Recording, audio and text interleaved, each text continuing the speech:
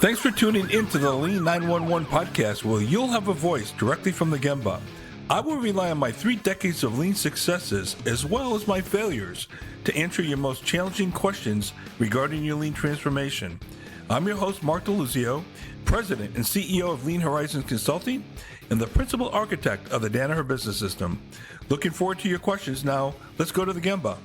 Hi, Mark DeLuzio, episode 48. I'm calling this one Death by Lean Audit. Death by Lean Audits. How many people out there practice auditing your operations for lean conformance? How many people actually spend time on that, whether you're the auditor or the auditee? I think you'll probably agree with me, and if you're not there now, you will, that my summation is that lean audits are a waste of time and actually counterproductive to an effective lean transformation. Okay, so I'm saying this because when I architected the Danaher Business System, I actually developed a series of lean audits. At the time, I thought it was the right thing to do. All with good intentions, all with great intentions, as a matter of fact. Matter of fact, the one thing I never did was, create a hierarchy of who's the best versus who's the worst. I never publicized that. I would fill out the audit myself personally when I would walk into a facility. They would do the same, and we'd sit down in a conference room and compare notes. Hey, you gave yourself a 5 out of 5. I gave you a 2. How come? Let's have the discussion. That was more important than the number. Numbers are just kind of a guide to tell us that we're not in agreement. Okay. Let me tell you why I put you down for a 2 on standard work. Let me tell you why, or why did you put yourself down as a 4 or a 5? Okay. So have that dialogue, to me, was more important. That's kind of how we use it. And then my audit stayed with the company, with the division. I never took it back and did anything with it. So maybe that's a good way to do an audit, but I would argue that audits are still ill thought through. Now let's stand back for a minute and understand what's the purpose of a lean organization. You've got a bunch of people headed up by some director or vice president, like I was. I was a corporate vice president, corporate officer, working directly for George Sherman, our CEO, God rest his soul, and eventually Larry Culp. And what was our purpose? Our purpose was to develop capabilities within the organization, throughout the organization. And those capabilities were key to Danaher's success. Our job was not to go in and do projects for people, or go in and into a tough area to say, let's go fix that, as opposed to teaching people how to solve the issue altogether. Now, I'm not saying we didn't do that from time to time, okay? But the overarching purpose for us was to treat everybody within Danaher as our customer, and we were a supplier, and we had to build trust.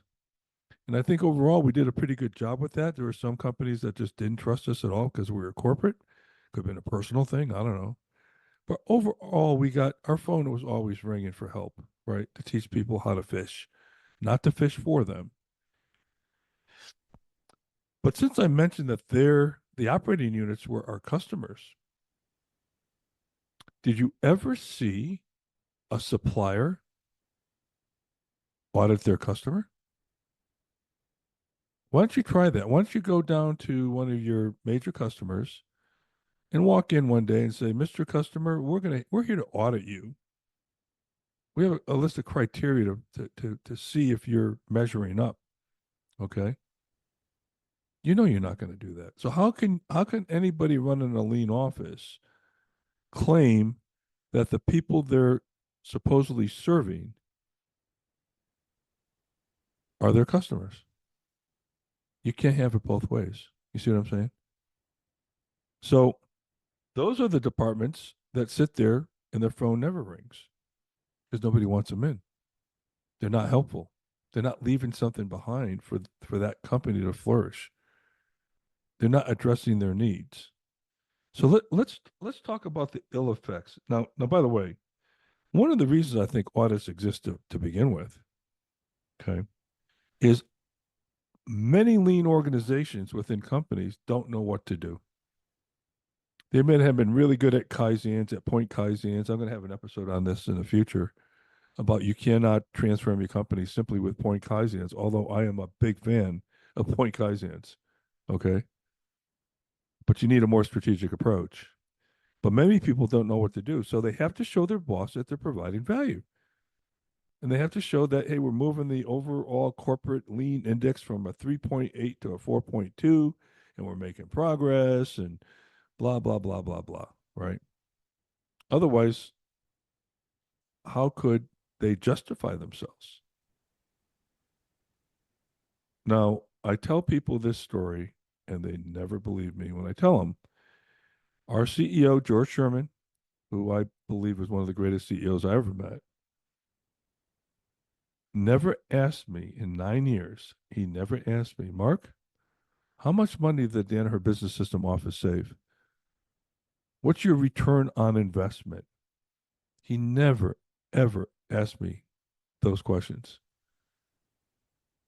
He did hold me accountable for other things, but not that, because he knew the operating units were responsible for performance. Okay. So why do we have these? We have to show our boss our value. We have to show our boss that we are doing something because our phone's not ringing, by the way, simply because nobody wants us in. If I'm auditing you all the time, I'm going to come in and report back to corporate where all of your black eyes are in your company. Why would anybody in their right mind want somebody from corporate in? You know, the old adage, I'm from corporate and I'm here to help, right? There's some truth to these these slogans that you hear. But let's talk about the ill effects. One, there becomes an incredible, and this might be the most important one, but an incredible lack of trust. When you have somebody coming in with a clipboard auditing you, people are guarded. They're not going to be open to you with their problems and their issues. They're not going to ask you to help. And the whole trust issue goes right down the tubes. Number one. Then a lot of companies put these divisions, if you will, on some kind of hierarchy, some kind of priority list, and they rate them from best to worst. Well, one of the problems with that list is there's always going to be somebody on the bottom. Always. Okay.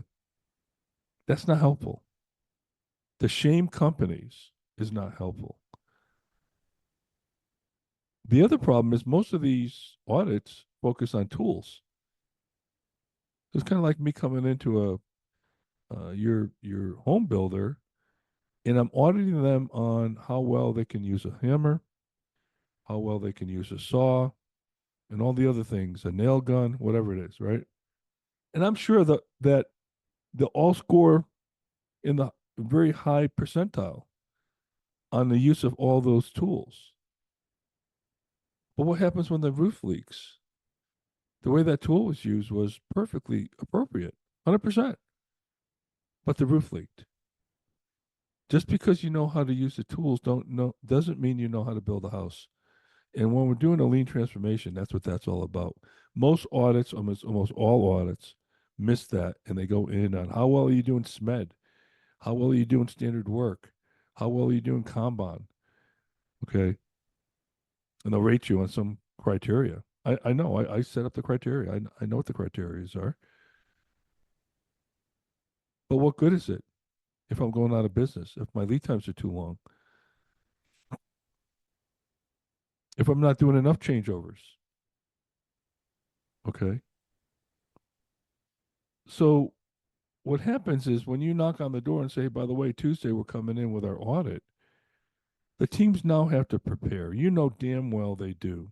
They start sweeping the floors, they start straightening things out, they start doing all kinds of things because you're coming in, and the team now loses focus on what they should be focused on, which is their customer. They don't perform and you're taking their focus off, but they don't perform to customer requirements no longer because they're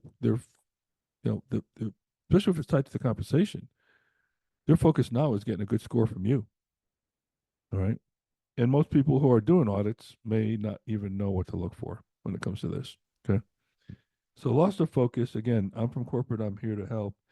The other thing an audit does is it forces your auditee to focus on things that don't matter to them. What I mentioned SMED, what if single minute exchange to die is not critical to a particular business? But you got to score on it. You still got to show something in that regard. Now I got to figure out how am I going to show this auditor I'm good at SMED because it is one of the items on the audit list that's going to go into my total score. That's going to get on a list. That's going to go to corporate. That's going to rank my company amongst all the others. You see how that works? Foolish. We're focused on the wrong things. All right. And again, how much window dressing is involved here, and how does this really tie to business performance? There was a client of mine. They had the levels called gold, silver, what was it? Yeah, gold, silver, and bronze, just like the Olympics. Okay, Mark, we want you to go into our company that just barely made the bronze level, and we also want you to go to another facility that's the gold, made the gold level. I'll be honest with you, I saw very little difference between the two companies. As a matter of fact, one of the companies, the company that made the gold, I could not get away from the guy that was telling me how well they're executing MRP scheduling and procurement. I mean, they were world class in his opinion on MRP, and these people received a gold rating. They weren't doing pool manufacturing.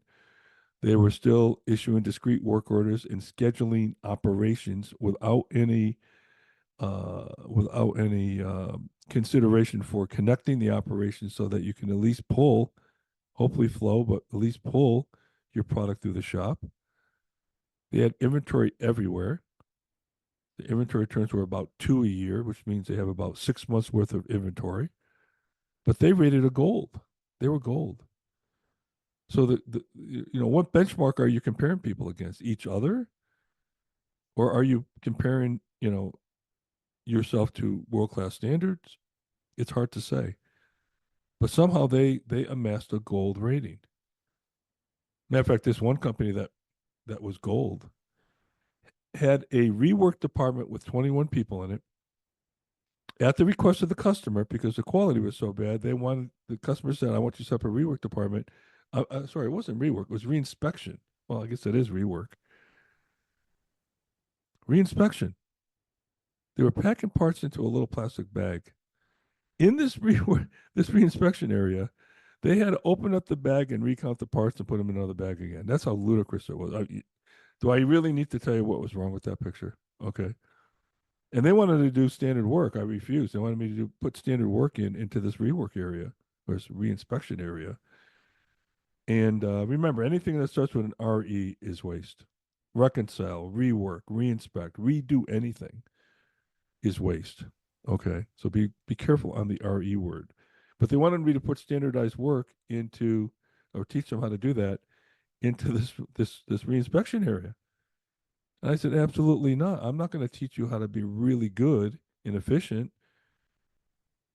It's something you shouldn't be doing at all.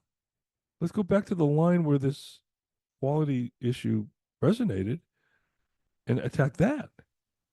And then we somehow have to then convince the customer through performance and also a lot of other things that we shouldn't have to do this inspection anymore. Okay, I call it inspection again. Yeah, it's inspection, and it was a rework operation because of their poor quality. But this company was a gold standard company in this particular corporation. It's a big multi-billion-dollar company.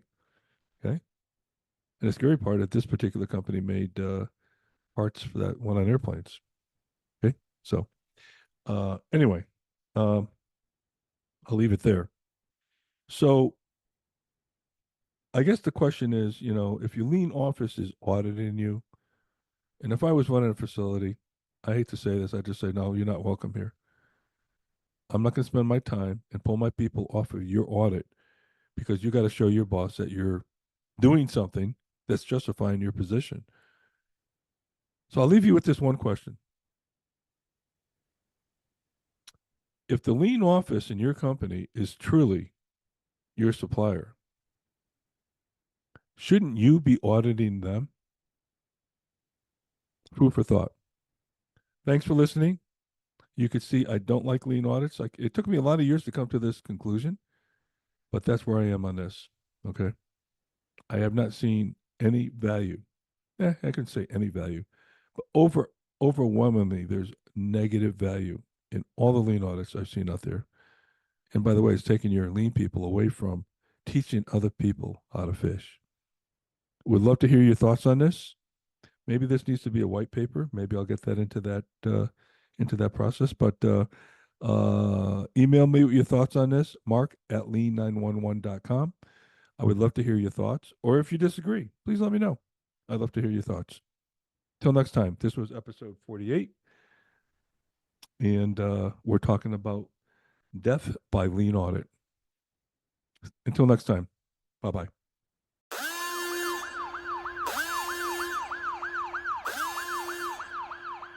Thanks for listening to the Lean 911 podcast. I'll be happy to address your questions or feedback on future episodes. Email me at mark@lean911.com. You can check out our other episodes by visiting our website at lean911.com, our YouTube channel, wherever you listen to podcasts.